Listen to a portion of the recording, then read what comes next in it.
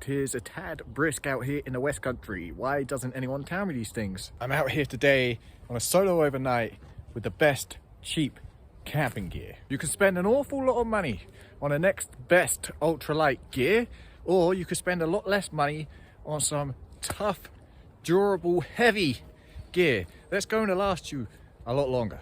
Beginning with a classic piece of kit, especially in the bushcraft community, the British Army Bergen. Short back because I'm not quite of the long back range. There's a lot of literage in here and it's expandable storage. I've got to get some rocket pouches to put on the sides here, but that being said, as someone who usually carries around a 45 litre pack,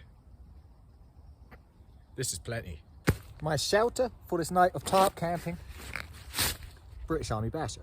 Just stuffed into this top pocket.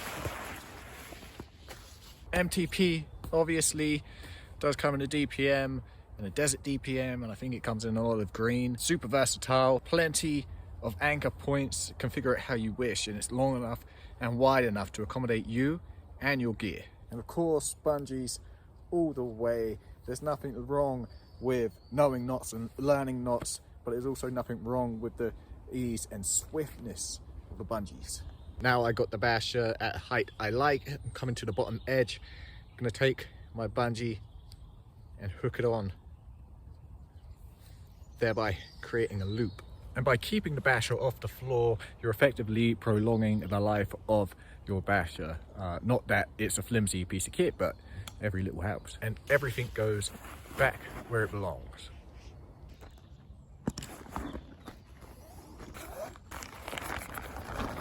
And finally, British Army Gore-Tex Bivy bag. And there's no squeezing into these bivvies. I know some bivvy bags are a bit of a tight squeeze when it comes to room. I know with my Highlander Hawk bivvy bag, I couldn't fit my sleeping pad in there with me. I tried it once, and as I went to turn, the pad was stuck to my back, and I ended up just laying on the floor. So British Army bivvy bag, large enough to accommodate you, sleeping pad, even your pack at the foot end of your bivvy, and you still have room to stretch out. You're going to be hard pressed to find gear of this quality at this price that does what it's supposed to do as well as it's supposed to do it.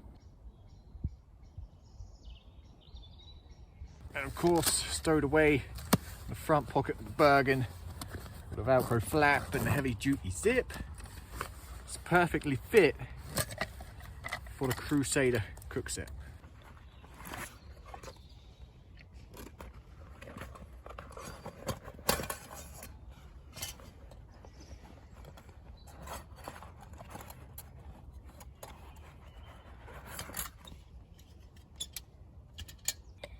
It's been a little while since I've used this cook set.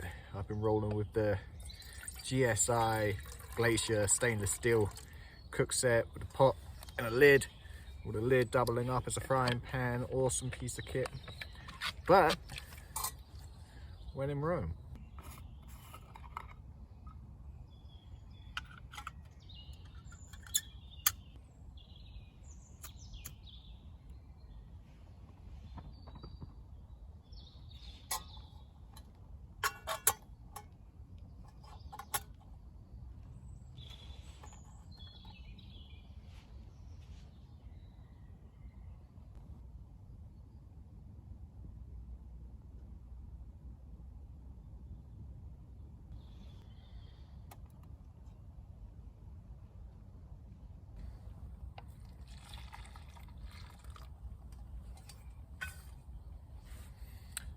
Perfect.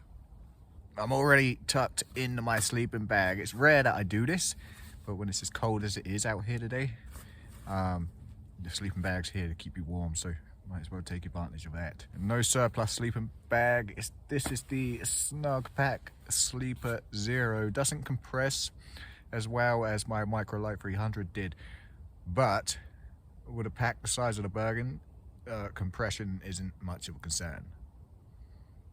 Let's make some dinner. We have choices today. We can have noodles, or noodles, or noodles, or noodles. Let's keep the pot clean.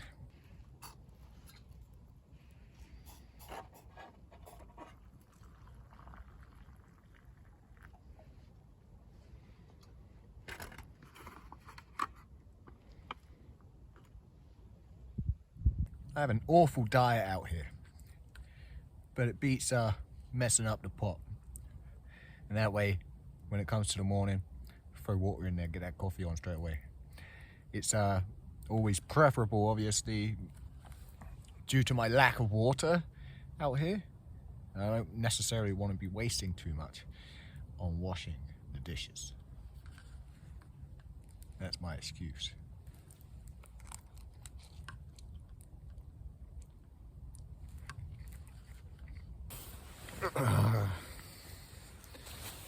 No pillow again. Just got that bag acting as a pillow.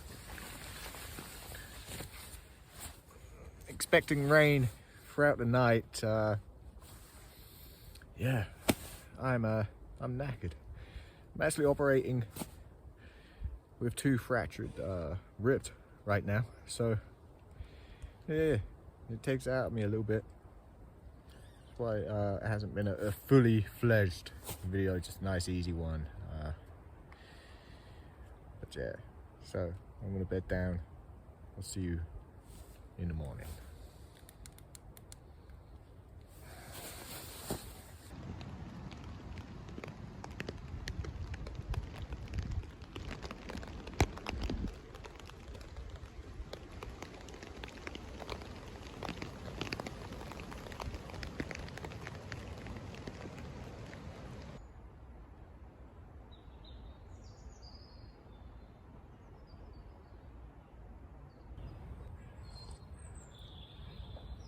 It rained all night long.